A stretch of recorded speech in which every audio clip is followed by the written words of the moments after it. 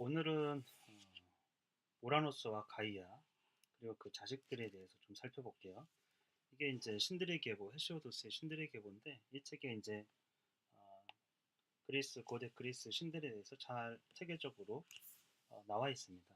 그 어, 맨 앞에서는 이제 무사히 여신들에게 약간 찬양을 올리는 그런 내용이고, 그 다음에 이제 태초에 어떻게 생겼는지에 대한 설명을 헤시오도스가 하고 있어요. 맨 처음 생긴 것은 카오스이고, 그러니까 맨 처음에 카오스가 생겼어요. 그러니까 카오스는 어, 그 무엇으로부터 생긴 건 아니고, 카오스는 그냥 저절로 있던 것인데, 카오스라는 거는 우리가 흔히 그 혼돈 이런 얘기를 쓰긴 하지만, 여기서 카오스는 우주가 생겨난 어떤 공간, 최초의 공간을 얘기하는 거죠. 아무것도 없지만 그 공간이 생겼고 카오스가 생겼고, 그 다음은 쭉 보시면 영원토록 안전한 거처인 넓은 가슴이 가이아, 넓은 가슴이 가이아, 그리고 가이아 길이가 넓고 그 가이아의 멀고 깊은 곳에 있는 타르타라라고 했는데, 타르타라 복수로는 타르타로스예요. 타르타로스. 그러니까 가이아는 아주 안전하고 넓은 가슴을 가지고 있어요. 그 깊은 곳에는 타르타로스가 있어요. 그러니까 카오스에서 그 다음에 생겨난 것이 대지 여신 가이아예요. 그리고 아주 깊은 곳에 타르타로스가 있었고, 그 다음에 불사신 가운데 가장 잘생긴 에로스였어요. 그러니까 카오스가 있었고 그 다음에 생긴 것이 가이아, 그 다음에 에로스였어요.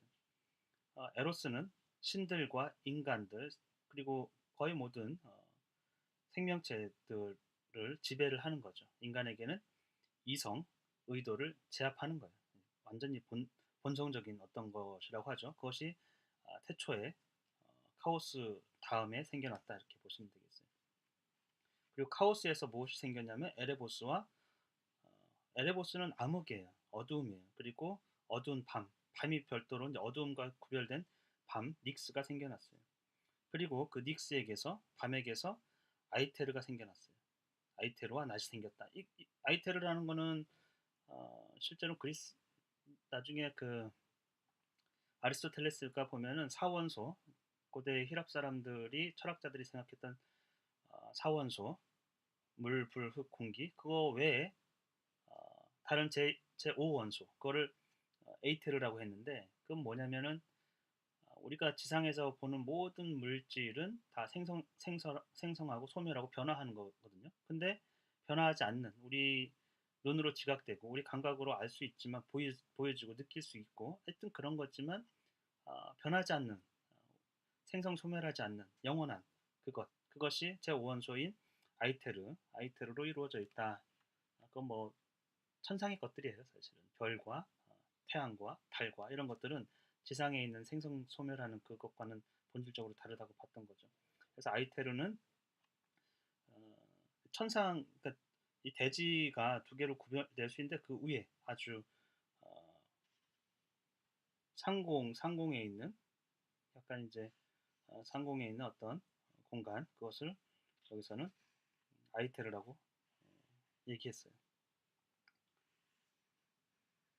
그리고 나서는 이런 것들은 사실 이렇게 지금 우리가 살고 있는 우리 지구와 관련된 것은 가이아라고 생각하고, 그 나머지 어둠이나 밤이나 뭐 이런 것들은 이제 우주적인 것, 이렇게 보시면 될 것 같아요.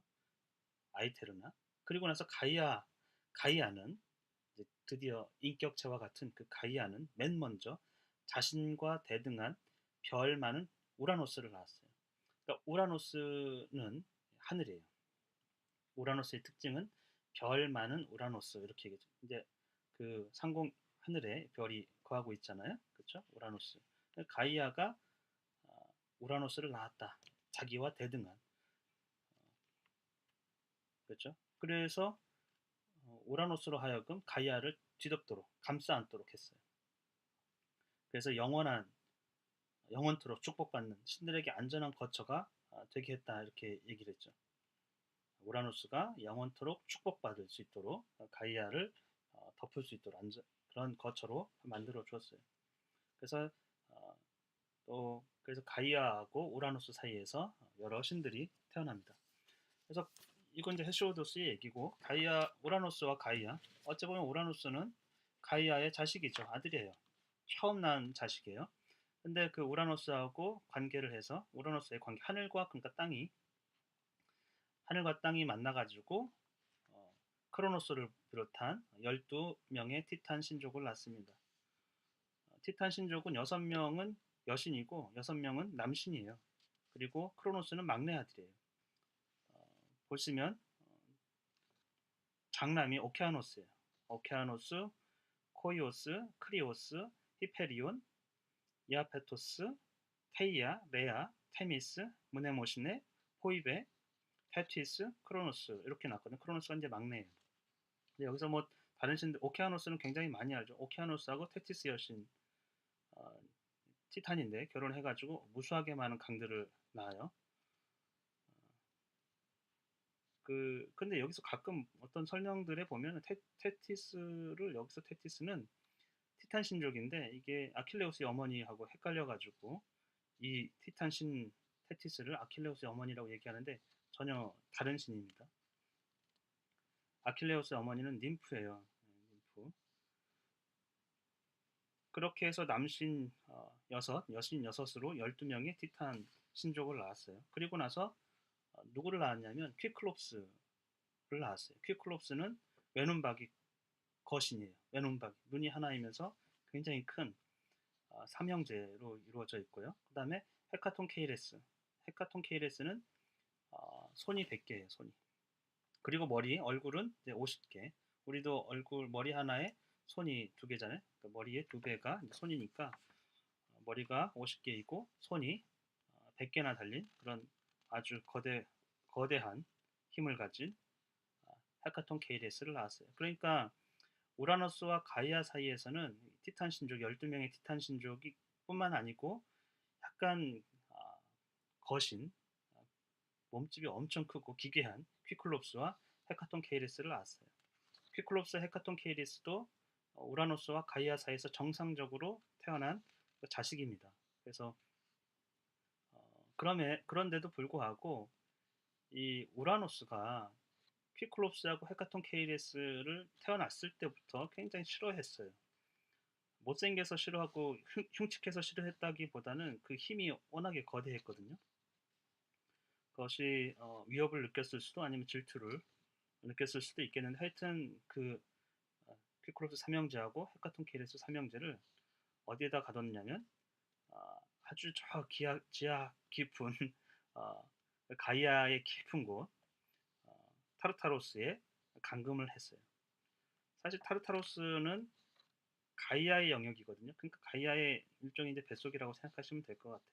거기다가 그 자기 자식을 싫다고, 보기 싫다고 해서 거기다 감금을 시켜 놓은 거죠. 그러니까 당연히 가이아는 어머니잖아요. 대지 여신. 그 어머니는 자기 자식들이 자기 아주 깊은 곳에 감금되어 있으니까 이것을 굉장히 불행하게 생각했고 슬퍼했고 또 노여움을 느꼈어요. 자기 아들이면서 남편인 우라노스의 그 처사에 대해서. 그래서 분노를 느낀 나머지 그녀는 우라노스에게 응징을 가하고 또 이 아이들 퀴클롭스 삼형제와 헤카톤 케이레스 삼형제를 구출하려는 마음을 먹고 자기 다른 자식들 멀쩡하게 이제 타르타로스에 감금되지 않은 티탄 신족 12명의 자식들에게 자기 계획을 이야기합니다. 근데 그 계획이 어마무시해가지고 자식들이 듣고서는 다 겁을 먹었어요. 아버지가 무서우니까. 근데 막내, 약간 이제 막내들이 약간 겁을 모르잖아요. 크로노스가 막내였는데 크로노스가 어머니 이야기를 듣고 계획을 듣고 자진해가지고 제가 하겠습니다 이렇게 한 거죠. 그래서 어머니 계획에 따라서 가이아가 만들어준 그 나수로 그 나수를 가지고 우라노스의 성기를 자릅니다. 거세를 한 거죠. 그러니까 뭐 신으로서 역할을 못 하는 거예요, 사실은. 생명력을 잃어버린. 근데 성공을 하는 거예요. 근데 우라노스가 그 성기가 잘리면서 핏방울이 떨어졌는데 그 핏방울들 그것이 이제 가이아 대지에 떨어진 거예요. 대지에 떨어져 가지고 다른 또 신들을 낳습니다. 첫 번째는 에리니에스라고 복수의 새 여신을 낳아요. 에리니에스는 그러니까 아주 복수의 여신, 그러니까 친족 살해라든지 그 원한에 대해서는 이 복수의 여신이 따라다녀요. 그래서 응징을 해요. 그러니까 어찌 보면 그 가이아의 분노, 또 우라노스의 그 분노, 그 피값, 이것이 이제 복수의 새 여신 에리니에스를 낳아요. 이 에리니에스는 어, 그 가이아와 우라노스 사이에서 정상적으로 난 아이들이 그 자식이 아니고 우라노스의 핏방울에서 태어났죠. 물론 가이아가 땅에서 받긴 했지만 정상적인 과정은 아니었던 거예요. 근데 나중에 보면은 그리스 비극에 에리니에스 복수의 새 여신들이 나오는데 특히 오레스테스, 아가멤논과 클리타임네스트라의 그 자식인 오레스테스가 나중에 그 어머니를 죽이잖아요. 왜냐하면 아가멤논이 트로이 전쟁을 마치고 돌아왔을 때 클리타임네스트라가 남편을 죽입니다. 왜냐하면 첫 번째 딸 아가멤논 자기 남편과 그 자기에게서 태어난 이피게네이아를 아울리스 항에서 죽이거든요. 제물로 바쳐 산 제물로 바쳤어요. 그 처녀를 자기의 첫 번째 딸을. 그래서 그 어머니가 그거를 사실은 용서할 수가 없었던 거죠. 아가멤논을 죽여요. 근데 그 아들인 오레스테스가 자기 아버지를 죽인 클리타임네스라 어머니를 또 죽이게 되죠. 그때 복수 예수님이 계속 따라다닙니다. 사실은 뭐 거의 정신착란, 정신병에 걸린 어떤 상태라고 볼 수도 있을 거예요. 그리고 또 그 핏방울이 땅에 떨어지면서 기간테스, 자이언트 거신들을 낳아요.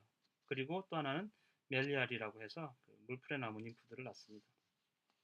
또한 그 크로노스는 그 아버지 잘린 성기를 바다에다 버리거든요.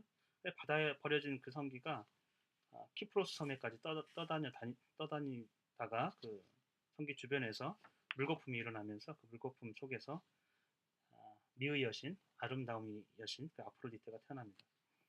그러니까 아프로디테는 그 키프로스 섬에서 숭배되는 여신이에요.